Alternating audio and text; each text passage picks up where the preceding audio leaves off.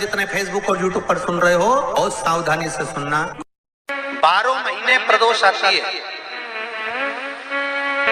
12 महीने शिवरात्रि आती है। प्रदोष को ही शिवरात्रि का भाव है। 12 महीने आते हैं। अगर व्यापार ना चले, दुख तकलीफ ज्यादा हो, कष्ट ज्यादा हो, बहुत टेंशन जिंदगी में चल रहा हो, कोई काम हो ही नहीं रहा, कोई दिक्कत ही दिक्कत है, व्यापार सही ना चल रहा हो, कष्ट ही कष्ट हो, और यहां तक है अगर बीमारी ने भी घेर रखा हो और बहुत जिंदगी में दुख चल रहा हो, कहीं मत जाना। प्रत्येक महीने प्रदोष आती है, हर महीने शिवरात्रि प्रदोष आती है। 1 लोटा पानी, 5 बेलपत्र, 5 बेलपत्र, 1 शमी पत्र,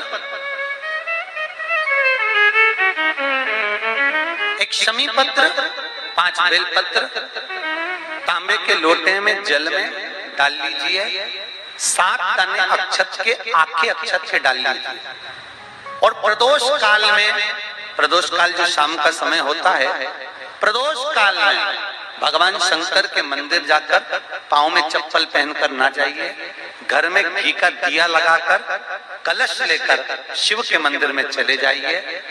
शिव मंदिर में दिया नहीं लगाना है आपको, केवल घर में दिया लगाकर जाना है। और शंकर जी के मंदिर में वो ऐसा कैसा ही पानी पूरा उंडेल कर डालकर शिवलिंग पर आ जाए। झोली पसार कर प्रणाम करिए। शंकर की देहली पर 2 मिनट बैठकर ओम नमः शिवाय का स्मरण कर लीजिए। ओम नमः शिवाय भी आपको बोलना बताया था कि सौभाग्यवती नारी स्त्री नमः शिवाय ओम बोले और पुरुष ओम नमः शिवाय। अगर पति और पत्नी दोनों बैठकर जाप कर रहे हैं तो दोनों ओम नमः शिवाय बोल सकते हैं। पर नारी अगर अकेले बैठकर स्मरण कर रही है तो नमः शिवाय ओम। आप जब नमः शिवाय ओम बोलना चालू करेंगे तो ओम अपने आप ही आगे आ जाएगा। बोल कर देखिए, नमः शिवाय ओम, नमः शिवाय ओम, नमः शिवाय ओम, नमः शिवाय ओम, नमः शिवाय, नमः शिवाय से चालू करा, ओम अपने आप आगे आ जाएगा। पर पुरुष जब जब जाप करे ओम नमः शिवाय बोले। पति पत्नी दोनों बैठकर जाप कर रहे हैं तो ओम नमः शिवाय बोल सकते हैं। केवल स्त्री जाप कर रही है तो नमः शिवाय ओम, नमः शिवाय ओम, नमः शिवाय ओम, नमः शिवाय ओम, नमः शिवाय ओम अपने आप आ गया। स्मरण 5 बार, 3 बार, 7 बार कुछ देर शिव के मंदिर में प्रदोष काल में, प्रदोष के समय पर, प्रदोष के दिन बैठकर शिव नाम का जाप करें। जल का पात्र वापिस घर में ले आए और बड़े प्रेम से अगले महीने फिर प्रदोष के दिन, फिर प्रदोष काल में शिव के द्वार जाए, फिर विनती करें। कहीं मत जाना, केवल शंकर की शरण में जाना, उससे कहना, उससे निवेदन करना। मुझे विश्वास है मेरे शंभू पर। स्कंद पुराण कहती है, शिव महापुराण कहती है, अगर आपने 2 या 3 या 4 प्रदोष ही कर लिए तो मेरा महाकाल बाबा आपकी झोली तो भर ही देगा। श्री शिवाय नमस्तुभ्यम। सब बोलिए जमकर, श्री शिवाय नमस्तुभ्यम। व्यक्तिगत जरूर करना, कहीं और वाला महाराज कुछ तो नहीं बोल रहा। शास्त्रों की बातें हमारे जीवन में हमें सुख प्रदान करें, इसलिए भाव का आनंद करते हुए आज की कथा को विराम देते हैं। श्री शिवाय नमस्तुभ्यम। मेरे चैनल को सब्सक्राइब करें, बेल आइकन प्रेस करें, जिससे कि आपको लेटेस्ट वीडियो की नोटिफिकेशन मिल जाएगी। आज शनिवार का दिन है, जिस दिन अपन इस दरिद्रता से मिलने के लिए पीपल के पेड़ के नीचे आए हैं। हिंदू धर्म में ये दिन पीपल के वृक्ष के लिए पूजनीय होगा। जो भी शनिवार के दिन पीपल के वृक्ष की पूजन करेगा, दूध चढ़ाएगा या मिष्ठान का भोग लगाएगा, लक्ष्मी और नारायण उसके घर में प्रवेश कर जाएगा। लक्ष्मी और नारायण उसके घर में प्रवेश करेगा। इसलिए नियम बनाया। कौन से दिन का? शनिवार। लक्ष्मी जी बोली, नारायण आपने तो 1 दिन का वार लिख दिया। शंकर जी ने 7 वार बनाए हैं, रविवार, सोमवार, मंगल, बुध, गुरु, शुक्र और शनि। ये शिव जी ने बनाया। अब 1 दिन आपने अपना बना लिया, बाकी के दिन अगर कोई इस पीपल के वृक्ष के नीचे आएगा और यहाँ तो दरिद्रता बैठी है तो उसका क्या होगा? भगवान नारायण बोले, सुन दरिद्रता, तेरे से एक विनती है, अगर कोई भी मनुष्य इस पीपल के पेड़ के नीचे अगर 7 दिन में आता है और उसके हाथ में अगर कोई सामग्री होती है तो तू उसके घर में प्रवेश नहीं करेगी। नियम है पीपल के वृक्ष का, या तो पानी का लोटा लेकर जाओ, कुंकू का चोपड़ा लेकर जाओ, शक्कर लेकर जाओ, या पेड़ के नीचे चींटी को डालने के लिए आटा ले जाओ, पर खाली हाथ पीपल के वृक्ष के नीचे कभी मत जाओ, कभी नहीं जाओ। खाली हाथ जाओगे तो दरिद्रता तुम्हारे घर में प्रवेश करेगी। दरिद्रता उठकर खड़ी होकर बोली, नारायण तुमने अपनी मनमानी करी है, एक दिन मुझे भी मेरा चाहिए। भगवान ने कहा बोल कौन सा दिन चाहिए। दरिद्रता कहती है रविवार के दिन इस पीपल के वृक्ष के नीचे मैं दिन भर नृत्य करूं, इसमें रहूं, और जो यहां आए रविवार को मैं उसके घर में प्रवेश करूं। भगवान ने कहा ठीक है। दरिद्रता रविवार का दिन एक ऐसा दिन रहेगा जिस दिन तू इस पीपल के वृक्ष के नीचे नृत्य करेगी और जो आएगा इस पीपल के वृक्ष के नीचे तो उसके साथ प्रवेश करेगी। मैंने तुझे वर दिया। इसलिए हमारे यहाँ केवल पीपल का वृक्ष अगर दीवार में भी लग जाता है ना, किसी की फैक्ट्री की दीवार में, किसी के घर की दीवार में पीपल का वृक्ष अगर लग जाता है, पीपल का पौधा लग जाता है, उसको कितना भी तोड़ लो वो वापिस लग जाएगा। फिर तोड़ोगे फिर लग जाएगा। अगर पीपल के पौधे को तोड़ना है तो केवल रविवार का दिन एक नींबू, एक मिर्ची और बमूल का कांटा, ये 3 चीजें रखने के बाद में आधे घंटे बाद रविवार के दिन पीपल के पेड़ को उखाड़ कर फेंक दो। दूसरी बार कभी पीपल दीवार में लगता ही नहीं है, कभी नहीं लग सकता। केवल एक रविवार का,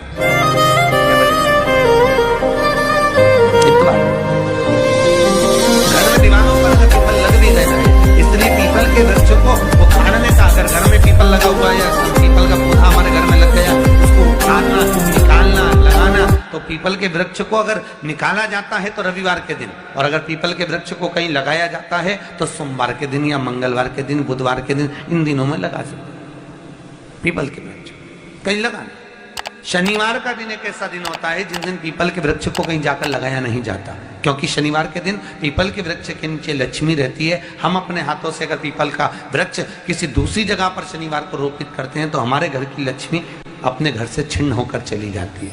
इसलिए शनिवार के दिन पीपल लगाया नहीं जाता, किसी के घर जाकर उसको वापस पलटा नहीं जाता। लग गया उसको प्रभु मेरी धर्म पत्नी को कहाँ रखूं आप बताओ। वो तो जहां यज्ञ होता है, अनुष्ठान होता है, दान होता है, पुण्य होता है, सत्कर्म होता है, वहां जाने को तैयार नहीं। अब करूं क्या। भगवान ने बोला एक काम करो। दुर्वासा जी बोले जिसके यहाँ रात्रि में बर्तन झूठे पड़े रहते हो उसके घर में इस दरिद्रता को लेकर तुम प्रवेश कर जाना।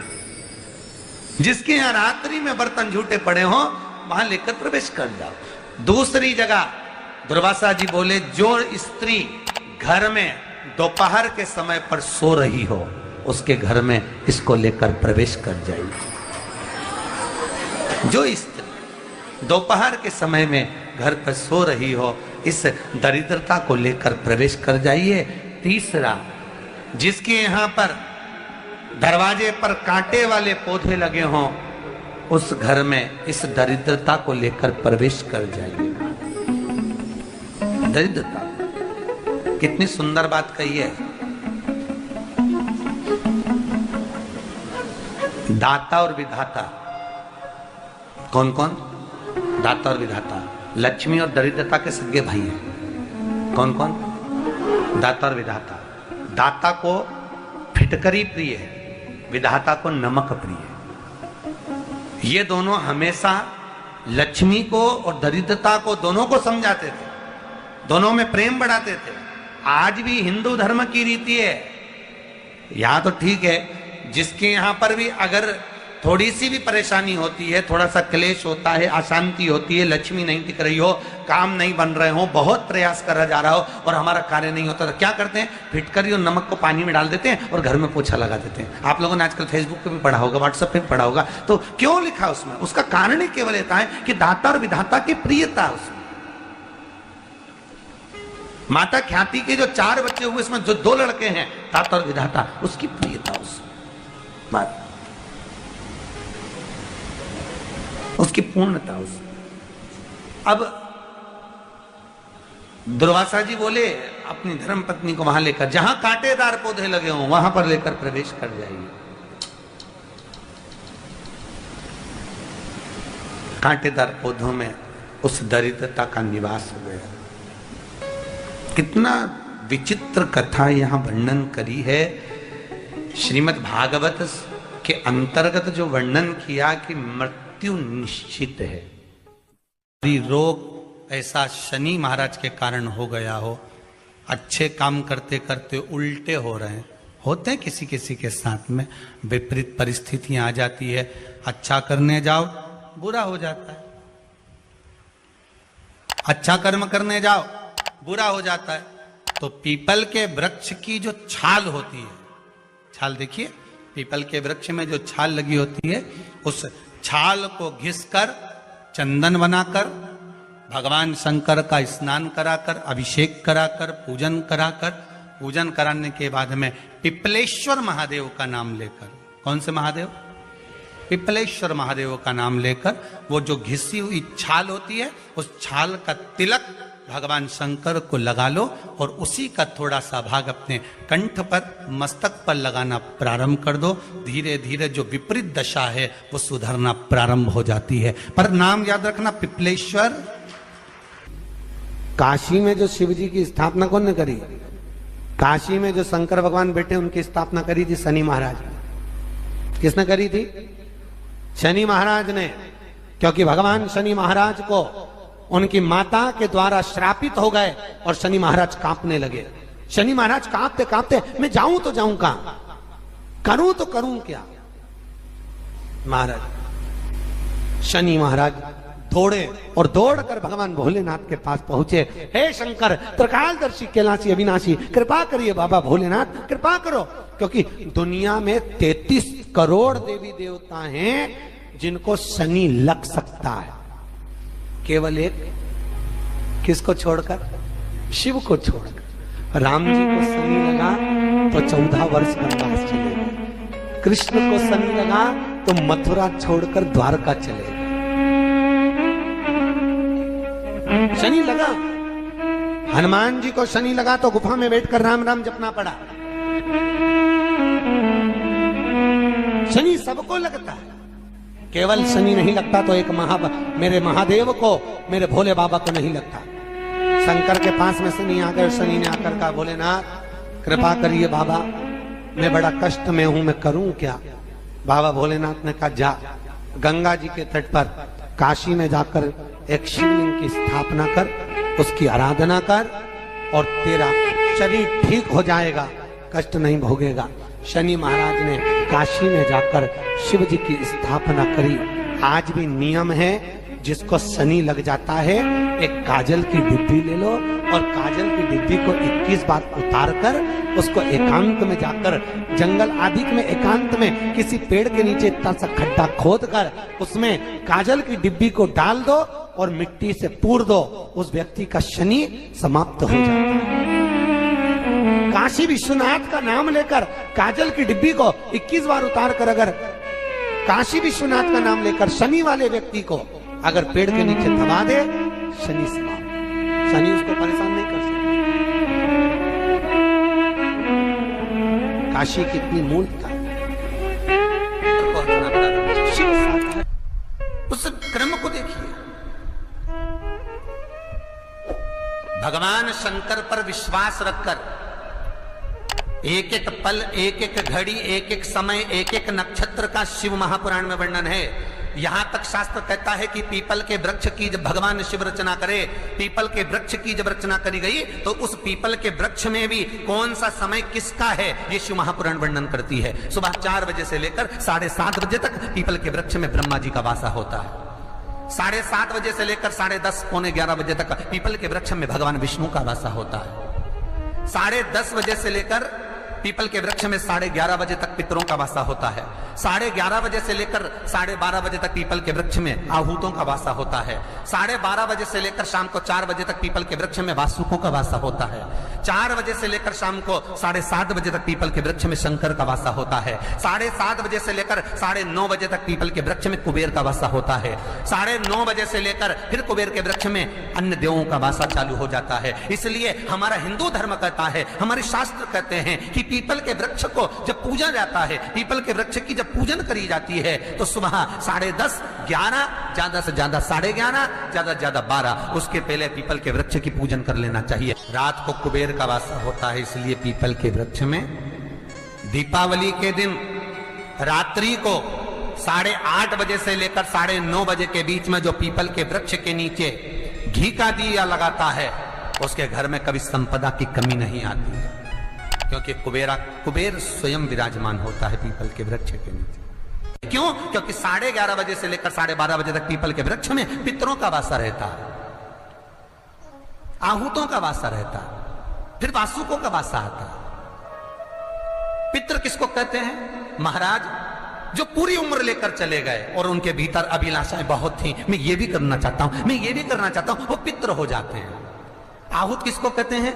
जिस माता के गर्भ में बच्चा जन्म ले और मर जाए, या 6 महीने का गर्भ धारण करने के बाद अवर्षण हो जाए, जीव पड़ने के बाद 6 महीने के बाद अगर बच्चा गर्भ में भी शांत हो जाता है, कुंवारी अवस्था में शांत हो जाता है, जिसका विवाह नहीं हुआ ऐसा बच्चा जब शांत हो जाता है, अधोगति में कोई मर जाता है, सुसाइड कर एक्सीडेंट में किसी भी रूप में मर जाता है, तो वो आहूत कहलाता। शनिवार के दिन जो पीपल के वृक्ष में सरसों के तेल का दीप लगाता है, उसको शनि कभी परेशान नहीं करता। एक बात हमेशा ध्यान रखिएगा, मान लो अगर कोई भारी रोग ऐसा शनि महाराज के कारण हो गया हो, अच्छे काम करते करते उल्टे हो रहे हैं, होते हैं किसी किसी के साथ में, विपरीत परिस्थितियां आ जाती है, अच्छा करने जाओ बुरा हो जाता है, अच्छा कर्म करने जाओ बुरा हो जाता है। तो पीपल के वृक्ष की जो छाल होती है, छाल देखिए, पीपल के वृक्ष में जो छाल लगी होती है, उस छाल को घिसकर चंदन बनाकर भगवान शंकर का स्नान कराकर, अभिषेक कराकर, पूजन कराने के बाद में पिपलेश्वर महादेव का नाम लेकर, कौन से महादेव? पिपलेश्वर महादेव का नाम लेकर वो जो घिसी हुई छाल होती है, उस छाल का तिलक भगवान शंकर को लगा लो और उसी का थोड़ा सा भाग अपने कंठ पर, मस्तक पर लगाना प्रारंभ कर दो। धीरे धीरे जो विपरीत दशा है वो सुधरना प्रारंभ हो जाती है। पर नाम याद रखना, पिपलेश्वर। जब कितना भी दुख, विपदा, कष्ट सम्मुख में खड़ा हुआ हो, कितना भी दुख, पूंजी धन की अगर आपको कमी पड़ रही है और ऐसा लग रहा है कि मेरे पास में कुछ भी नहीं, हम तो यहां तक कहेंगे कोई मकान बना रहे हो, बेटी का विवाह कर रहे हो, बेटे का विवाह कर रहे हो, कोई अच्छा कार्य कर रहे हो, धन संपदा की भी कमती दिखे, तो समय पर कांता भगवान का स्मरण कर, कांता चक्र का स्मरण कर, शिव और नारायण का नाम लेकर, एक बेलपत्र, एक शमी पत्र, एक श्वेत पुष्प, एक लाल पुष्प, दोनों हाथ में लेकर भगवान शंकर के अशोक सुंदरी के स्थान पर अगर समर्पित करा जाए तो संपदा की भी कमी नहीं आती। वो कांता चक्र है जो नारायण के। यहां तक शिव महापुराण की कथा कहती है, अगर कोई विद्वत ब्राह्मण ने आपको बताया है कि आपके घर में पितृदोष है, कोई विद्वान ब्राह्मण ने बता दिया कि आपके घर में काल सर्प दोष है, कोई विद्वान ब्राह्मण ने बता दिया कि आपके यहाँ पर ये वास्तु दोष है और इस दोष को मिटाना जरूरी है, कोई ने आपको बताया, उस समय पर हमें घबराना नहीं।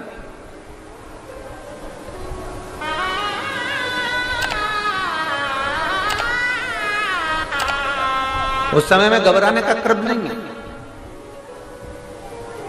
कहते हैं पीपल का जो जल झड़ता है पीपल के वृक्ष से, आप लोगों ने कभी देखा है कि नहीं देखा, वो हमको नहीं मालूम।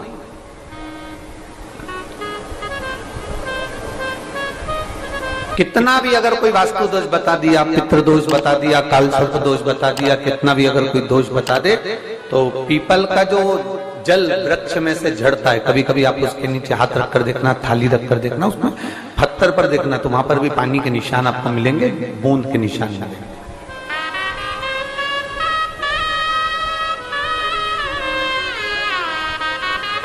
मात्र उस पीपल के वृक्ष के जल की एक बिंदी, एकमात्र बिंदी,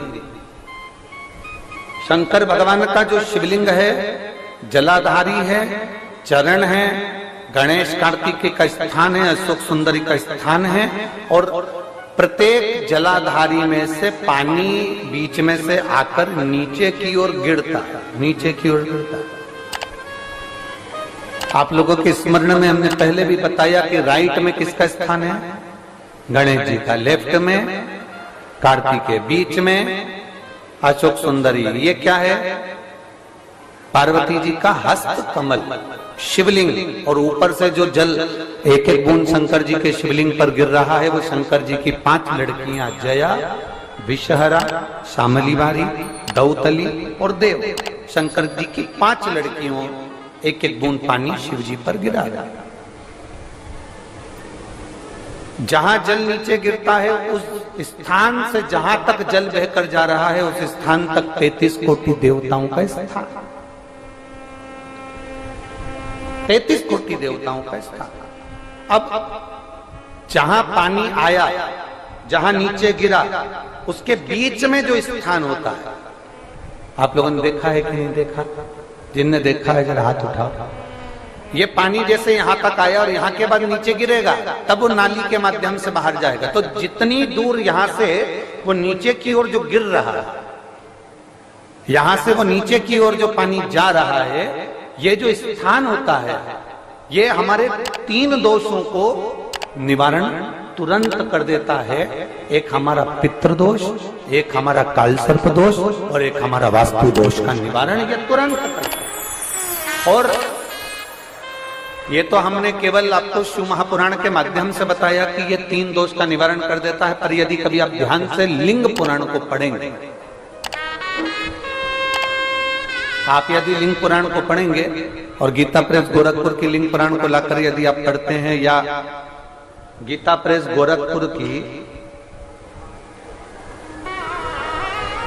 शिव अंक को भी आप अगर पढ़ेंगे, उसका नंबर हमारे स्मरण में नहीं आ रहा है, शिव अंक को भी अगर आप पढ़ेंगे तो उसमें भी आपको वर्णन मिलेगा कि हम तो केवल 3 दोष का बता रहे हैं, पर हमारे शास्त्र तो यहाँ पर और भी दोषों का वर्णन कर रहे हैं। जैसे किसी ने बता दिया आपको शनि का दोष है, किसी ने बता दिया मंगल का दोष है, किसी ने बता दिया आपको केतु का दोष है, किसी ने बता दिया आपको राहु का दोष है, किसी ने आपको कह दिया कि बृहस्पति का दोष है, किसी ने कह दिया आपको ये वाला दोष है। दुनिया के जितने दोष,